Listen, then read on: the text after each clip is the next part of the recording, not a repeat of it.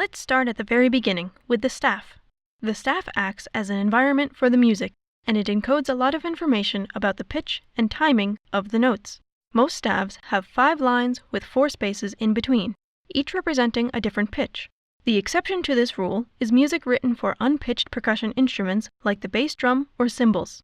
Then a staff with a single line is sometimes used, since the instrument can only play one sound anyway. In English-speaking countries, notes are labeled with the letters A through G in order of increasing pitch. When you reach G, you repeat the pattern, with this A being an octave above the other A, but essentially the same note. On the staff, you'll find a clef, which tells you which pitches the lines and spaces on the staff will represent. The most common clef is the treble clef. It's not just a random squiggle. The hook must wrap around the second line of the staff to denote that this line will represent a G. This is why the treble clef is sometimes called a G-clef.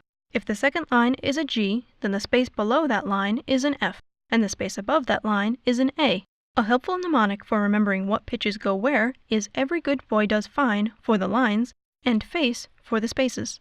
The next most common clef is the bass clef, often used for instruments like the tuba or string bass. Here, the dots surround the 4th line of the staff to denote that this line represents an F, albeit an F a few octaves lower than the F on the treble clef staff. A helpful mnemonic in this case is "good boys do fine always" for the lines, and "all cars eat gas" for the spaces. There are other, less common clefs, such as the alto clef for instruments between the bass and treble registers, like the viola, and the neutral clef for unpitched percussion instruments.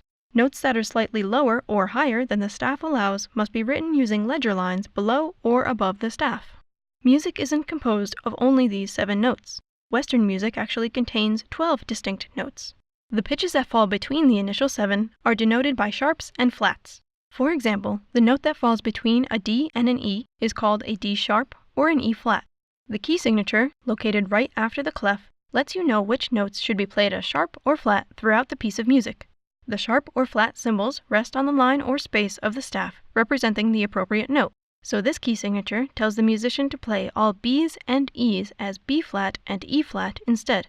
If the composer wants one of the E's to be a regular E and not an E flat, he simply adds a natural sign just before that E. Likewise, if he wants only one of the C's to be a C sharp, he adds a sharp sign just before that C.